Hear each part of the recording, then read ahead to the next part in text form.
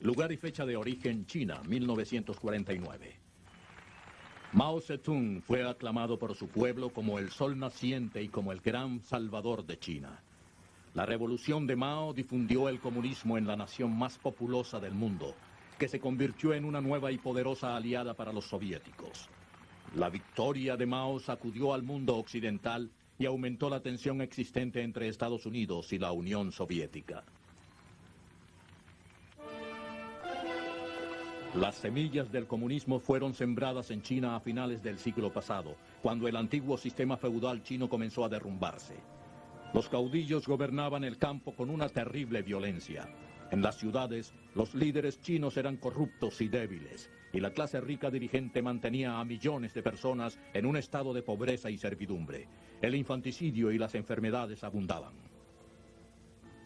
The first thing that I remember was walking to school and kicking the dead babies. They used to have a lot of dead babies on the street.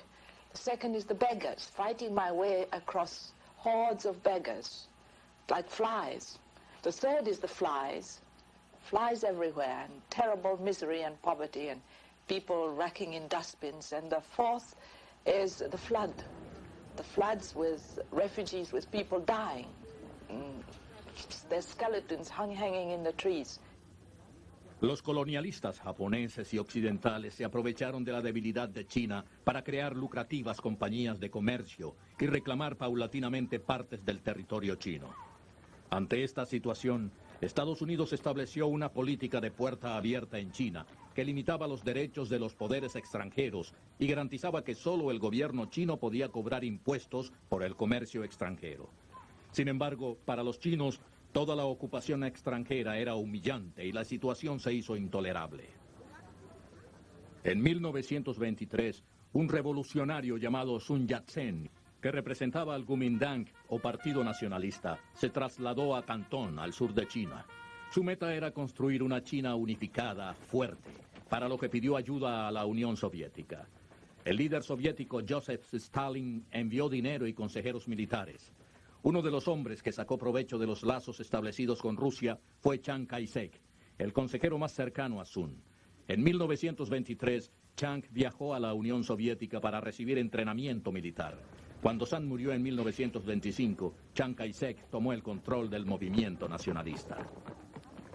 Desde Moscú, Joseph Stalin se mantenía bien informado de lo que ocurría en China. Stalin sabía que Chiang Kai-shek no era comunista. Sin embargo, pensaba que Chiang unificaría China y exhortaría a los comunistas chinos a que lo apoyaran. Stalin les advirtió que aguardaran hasta que Chiang Kai-shek gobernara para luego tomar el poder. Un joven líder comunista, Mao Zedong, creía que Stalin estaba equivocado. Mao pensaba que los comunistas lucharían por su propia revolución, aunque para ese entonces siguió las órdenes de los soviéticos y fue obediente a Chiang. La campaña de Chiang Kai-shek tuvo éxito. Condujo una ofensiva militar triunfadora en contra de los caudillos y para abril de 1927 había unificado la mayor parte del país. Chiang estableció oficinas centrales del gobierno en Nanking. Después de esto, Chiang Kai-shek puso su atención en los comunistas. Había decidido eliminarlos antes de que tuvieran la oportunidad de destruirlo. Miles de ellos fueron ejecutados. Aquellos que sobrevivieron, incluyendo a Mao, huyeron al campo. Mao Zedong y sus seguidores se refugiaron entre los campesinos y con la ayuda de los soviéticos empezaron a reconstruir su movimiento. En Estados Unidos, el crash de 1929 causó desesperación y confusión. La Gran Depresión desvió la atención de los estadounidenses de la tormenta que se avecinaba en China. Para 1934, Mao se encontraba bajo la creciente presión de los nacionalistas. En octubre reunió a 100.000 de sus seguidores y realizó un dramático escape de los nacionalistas conocido como la Larga Marcha. El viaje duró casi un año. Los comunistas recorrieron más de 9.600 kilómetros por el sur y el oeste de China. Más de 80.000 de ellos murieron. Mao y los líderes de su partido sobrevivieron y establecieron un campamento en cuevas escondidas cerca de una montaña remota llamada Yan'an. Los comunistas pensaban que la sociedad china era injusta, en especial con las mujeres. before in the villages, even among the poor classes, the girl was married off by a matchmaker without seeing the chap in the other village to whom she was married. Number two, she could be killed by her husband. She could be beaten by the whole family, including, of course, the mother-in-law. If she had too many girl children, well, she had to kill them. I had a patient, a woman patient, who had produced 9 girls, one after the other, the poor woman. And each one of them she had had to destroy. Otherwise, the husband would have killed her.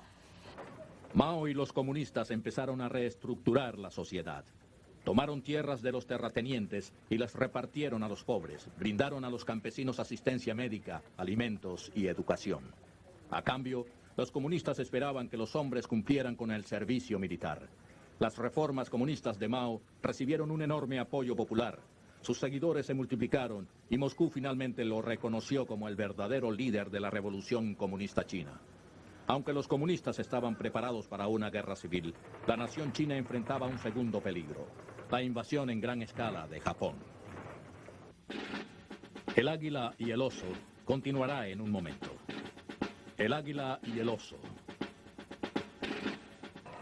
En 1937, Chiang Kai-shek, líder del Partido Nacionalista Chino, controlaba la mayor parte del país desde Nanjing, la capital.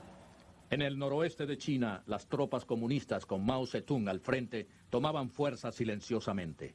La guerra civil era inminente. Sin embargo, las fuerzas nacionalistas de Chiang enfrentaban un peligro más inmediato: la toma completa de China por parte de Japón. El 7 de julio, los japoneses iniciaron una campaña sangrienta para conquistar a China. Primero invadieron Pekín, luego Shanghái. En diciembre se dirigieron a la capital.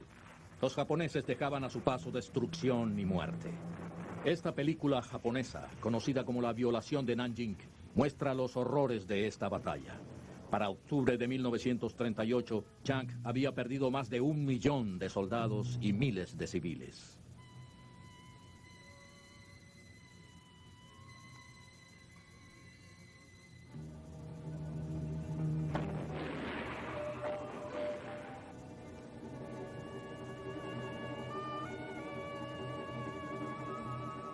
El gobierno nacionalista se retiró hacia el oeste. Los civiles siguieron a los dirigentes en su desesperación por estar fuera del alcance de los tanques japoneses. En un principio, la Unión Soviética apoyó a Chiang Kai-shek y lo proveyó de armas. Sin embargo, en 1939, con el inicio de la Segunda Guerra Mundial, la ayuda soviética a China cesó. Durante 2 años, Chiang siguió luchando solo, aunque este aislamiento no se prolongó. El 7 de diciembre de 1941, los japoneses atacaron Pearl Harbor. 360 aviones de guerra japoneses llegaron a las islas hawaianas. Al cabo de 2 horas, los nipones hundieron 7 acorazados, destruyeron la flota estadounidense del Pacífico y asesinaron a más de 2,000 personas. El presidente Roosevelt respondió rápidamente. I ask that the Congress declare that since the unprovoked and dastardly attack by Japan on Sunday, December 7th, 1941, a state of war has existed between the United States and the Japanese Empire. Estados Unidos necesitaba un aliado en el Pacífico. At the time of Pearl Harbor, things looked pretty desperate for us.